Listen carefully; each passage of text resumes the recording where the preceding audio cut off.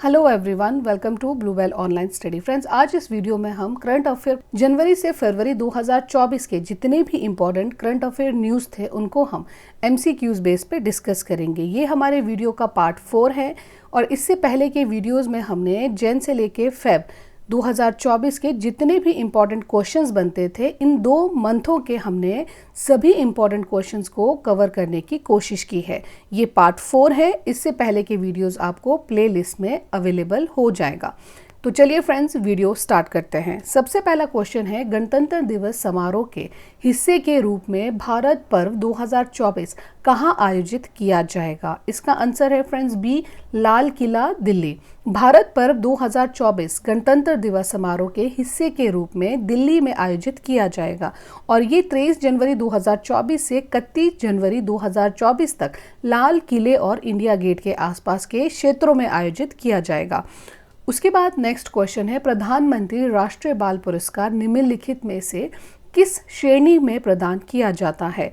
इसका आंसर है friends B, कला और संस्कृति, बहादुरी तथा नवाचार, इसके अलावा सामाजिक सेवा और खेल में।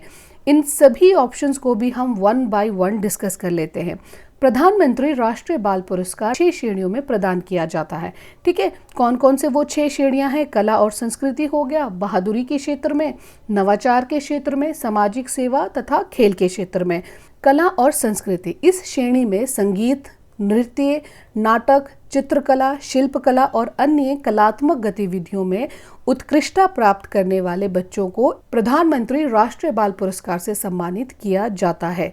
इसके अलावा वीरता या बहादुरी इस श्रेणी में साहसिक कार्य, वीरतापूर्ण कार्य तथा वीरतापूर्ण प्रदर्शन और दूसरों की जान बचाने के लिए बच्चों को पुरस्कार दिया जाता है। तथा नवाचार की श्रेणी में विज्ञान, प्रौद्योगिकी और अन्य क्षेत्रों में नवाचार और आविष्कार करने वाले बच्चों को प्रधानमंत्री राष्ट्रीय बाल पुरस्कार से सम्मानित किया जाता है। इसके बाद है नवाचार, जिसे हम ऑलरेडी डिस्कस कर चुके हैं। उसके बाद नेक्स्ट है समाज सेवा। समाज सेवा की श्रेणी में सामाजिक कार्यों में सक्रिय रूप से भाग लेने बच्चों को भी इस पुरस्कार से सम्मानित किया जाता है। तथा लास्ट है फ्रेंड्स खेल। इस श्रेणी में विभिन्न खेलों में राष्ट्रीय और अंतर्राष्ट्रीय स्तर पर उत्कृष्ट प्रदर्शन करने वाले बच्चों को प्रधानमंत्री राष्ट्रीय बाल पुरस्कार से सम्मानित किया जाता है। उसके बाद नेक्स्ट क्वेश्चन है, पराक्रम दिवस का क्या महत्व है? इसका आंसर है फ्रेंड्स, पराक्रम दिवस नेताजी सुभाष चंद्र बोस के जन्मदिन पर मनाया जाता है। पराक्रम दिवस भारत के महान क्रांतिकारी नेताजी सुभाष चंद्र बोस की जयंती की याद में मनाया जाता है तथा उन्हें इस दिन श्रद्धांजलि दी जाती है और ये दिन उनके अदम्य साहस, वीरता और देशभक्ति को सम्मानित करने का भी अवसर प्रदान करता है। नेताजी सुभाष चंद्र बोस स्वतंत्र संग्राम के एक प्रेरणादायक नेता थे। उन्होंने तुम मुझे खून दो, मैं तुम्हें आज़ादी दूंगा जैसे नारों के माध्यम से युवाओं में क्रांति की भावना जगाई थी और पराक्रम दिवस हमें देशभक्ति, साहस और त्याग की भावना से प्रेरित करता है। उसके बाद नेक्स्ट क्वेश्चन है फ्रेंड्स, आज़ाद हिंद फौज का नारा क्या था? इसका आंसर है फ्रेंड्स ए, जय हिंद। इसके अलावा फ्रेंड्स, इस क्वेश्चन से रिलेटेड और भी कई इंपॉर्टेंट फैक्ट्स थे, उनको भी हम डिस्कस कर लेते हैं ताकि क्वेश्चन के माध्यम से उससे रिलेटेड जितने भी इंपॉर्टेंट फैक्ट्स हैं वो भी हमारे साथ साथ में क्लियर होते रहें। आज़ाद हिंद फौज का मुख्य नारा था, तुम मुझे खून दो, मैं तुम्हें आज़ादी दूंगा। और ये नारा नेताजी सुभाष चंद्र बोस के द्वारा जुलाई 1943 ईस्वी को सिंगापुर में दिया गया था। ये नारा देशभक्ति और बलिदान की भावना को प्रेरित करता था।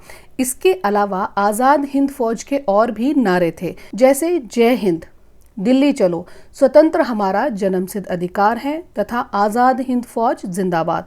इसके अलावा नेताजी सुभाष चंद्र बोस जिंदाबाद। ये कुछ अन्य नारे थे जो आज़ाद हिंद फौज से रिलेट करते थे। उसके बाद नेक्स्ट क्वेश्चन है, राष्ट्रीय बालिका दिवस हर साल कब मनाया जाता है? इसका आंसर है फ्रेंड्स सी, 24 जनवरी को। डिटेल्स भी चेक कर लेते हैं। राष्ट्रीय बालिका दिवस हर साल 24 जनवरी को मनाया जाता है और ये दिवस भारत में 2008 में महिला एवं बाल विकास मंत्रालय द्वारा शुरू किया गया था। तो ये भी ध्यान रखना है फ्रेंड्स। यहाँ तक देखिए 2 पॉइंट्स हमारे क्लियर हो गए। सबसे पहले राष्ट्रीय बालिका दिवस कब मनाया जाता है? 24 जनवरी को। और ये दिवस 2008 में महिला एवं बाल विकास मंत्रालय के द्वारा शुरू किया गया था। ठीक है। इसके अलावा इस दिवस का उद्देश्य समाज में बालिकाओं के प्रति जागरूकता को बढ़ावा देना है और उनके अधिकारों की रक्षा करना है तथा इस दिवस पर विभिन्न कार्यक्रमों का आयोजन भी किया जाता है, जैसे सेमिनार हो गए, सम्मेलन और जागरूकता अभियान। इसके अलावा इसका एक और भी इम्पॉर्टेंट फैक्ट है कि ये दिवस देश की पहली महिला प्रधानमंत्री श्री इंदिरा गांधी जी के जन्मदिन के अवसर पर भी मनाया जाता है, जिन्होंने महिलाओं और बालिकाओं के सशक्तिकरण के लिए अनेक महत्वपूर्ण कार्य किए थे। तो जितने भी इम्पॉर्टेंट फैक्ट्स थे फ्रेंड्स राष्ट्रीय बालिका दिवस से रिलेटेड, वो सभी आपके सामने हैं। वीडियो पॉज करके अपने अकॉर्डिंग नोट्स भी मेंटेन कर सकते हो। उसके बाद नेक्स्ट क्वेश्चन है, हलवा समारोह निम्नलिखित में से किस घटना से संबंधित है? इसका आंसर है फ्रेंड्स बी, बजट तैयार करने की प्रक्रिया। तो हलवा समारोह किस घटना से संबंधित है? बजट तैयार करने की प्रक्रिया से। जितने भी इम्पोर्टेंट फैक्ट्स थे उनको भी हम डिटेल्स में डिस्कस कर लेते हैं। हलवा समारोह भारत के बजट पेश करने से पहले आयोजित एक पारंपरिक समारोह है। ये समारोह बजट में जुड़े अधिकारियों और बाहरी दुनिया से अलग रखने और बजट के फैसले या नीतियों की गोपनीयता को बनाए रखने के लिए किया जाता है, जिसमें वित्त मंत्री, वित्त सचिव और बजट बनाने वाले अन्य अधिकारी और कर्मचारी एकत्रित होते हैं और हलवा खाते हैं। इसके अलावा इसके दो इम्पॉर्टेंट फैक्ट्स हैं जिनका पता होना बहुत ही ज़रूरी है।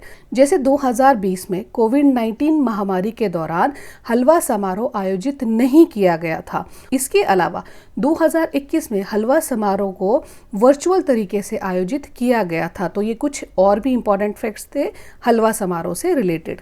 उसके बाद नेक्स्ट क्वेश्चन है, उस भारतीय क्रिकेटर का क्या नाम है जिसने 2023 में ICC one day player of the year का पुरस्कार जीता? इसका आंसर है फ्रेंड्स बी, विराट कोहली। विराट कोहली ने 2023 में ICC one day player of the year का पुरस्कार जीता था। ये उनका चौथा पुरस्कार था जो उन्हें ये पुरस्कार सबसे अधिक बार जीतने वाला खिलाड़ी भी बनाता है। इसके अलावा और भी प्लेयर्स को अन्य पुरस्कार दिए गए थे, उनको भी डिस्कस कर लेते हैं। जैसे ICC men's cricket of the year पुरस्कार दिया गया था पैट कमिंस को, जो कि ऑस्ट्रेलिया के प्लेयर हैं।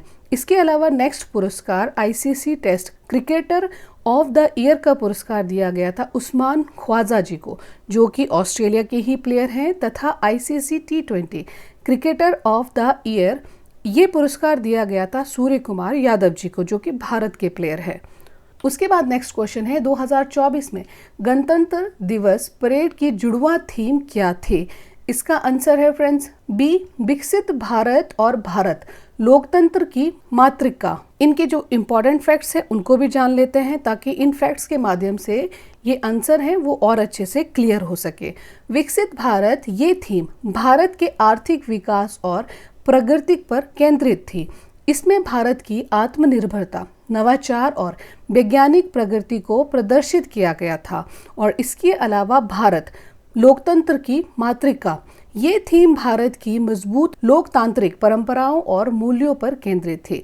इसमें भारत की विविधता, समावेशिता और न्यायपूर्ण समाज के निर्माण पर प्रकाश डाला गया था। और इन दोनों थीमों के माध्यम से भारत की समृद्ध विरासत तथा उसकी आज़ादी के लिए किए गए संघर्षों और उसके उज्जवल भविष्य को दर्शाया गया था। उसके बाद नेक्स्ट क्वेश्चन है, ऑस्ट्रेलियन ओपन टेनिस चैंपियनशिप 2024 के पुरुष एकल फाइनल में कौन विजय हुआ? इसका आंसर है friends C, Jannik Sinner. Australian Open tennis championship 2024 के पुरुष एकल फाइनल में इटली के यानिक सिनर विजय हुए। उन्होंने रूस के डेनियल मेदवेदेव को हराकर अपना पहला ग्रैंड स्लैम खिताब जीता और ऑस्ट्रेलियन ओपन में पुरुष एकल का खिताब जीतने वाले इटली के पहले खिलाड़ी बन गए और सिनर नोवाक जोकोविच के बाद सबसे कम आयु के ऑस्ट्रेलियन ओपन चैंपियनशिप भी बने। उसके बाद नेक्स्ट क्वेश्चन है, हाल ही में किसने 9वीं बार बिहार के मुख्यमंत्री पद की शपथ ली? इसका आंसर है फ्रेंड्स बी, नीतीश कुमार। 28 जनवरी 2024 को नीतीश कुमार ने 9वीं बार बिहार के मुख्यमंत्री के रूप में शपथ लिया। वे 2005 से बिहार के मुख्यमंत्री के रूप में कार्य कर रहे हैं और 2020 में बिहार विधानसभा चुनाव में जीत हासिल करने के बाद से वे इस पद पर बने रहे और भारत के सबसे लंबे समय तक सेवा देने वाले मुख्यमंत्रियों में से एक हैं। उसके बाद नेक्स्ट क्वेश्चन है, इन चारों ऑप्शंस में झारखंड का नया मुख्यमंत्री कौन है? इसका आंसर है फ्रेंड्स बी, चंपाई सोरेन जी। झारखंड के नए मुख्यमंत्री चंपाई सोरेन जी हैं, जिन्होंने 2 फरवरी 2024 को शपथ ली है। चंपाई सोरेन जी के बारे में कुछ इंपॉर्टेंट फैक्ट्स हैं, उनको भी जान लेते हैं। जैसे वे झारखंड मुक्ति मोर्चा के विधायक भी रह चुके हैं। इसके अलावा वे पूर्व मुख्यमंत्री हेमंत सोरेन के छोटे भाई है तथा वे 2019 से 2022 तक झारखंड सरकार में खनन मंत्री भी रह चुके हैं तथा 2009 से लेकर 2014 तक झारखंड विधानसभा के अध्यक्ष भी रह चुके हैं। उसके बाद नेक्स्ट क्वेश्चन है, आम चुनाव से पहले बजट सत्र के दौरान प्रस्तुत बजट के लिए किस शब्द का प्रयोग किया जाता है? फ्रेंड्स, ये क्वेश्चन बहुत सारे एग्जाम्स में देखने को मिला है। ठीक है, इसका आंसर है फ्रेंड्स अंतरिम बजट। आम चुनाव से पहले बजट सत्र के दौरान प्रस्तुत बजट को अंतरिम बजट कहा जाता है। ये पूर्ण बजट का स्थान लेता है जो आमतौर पर फरवरी महीने में पेश किया जाता है। फ्रेंड्स, यहाँ तक हमने बहुत सारे इंपॉर्टेंट क्वेश्चंस को डिस्कस कर लिया है विद डिटेल्स। आई होप कि आपको ये एफर्ट पसंद आ रहा होगा। वीडियो को फ्रेंड्स लाइक, चैनल को सब्सक्राइब जरूर कीजिए ताकि इस माध्यम से हमें ये पता लग सके कि ये वीडियो कितना इन्फॉर्मेटिव है। Thank you so much. जय हिंद, जय भारत।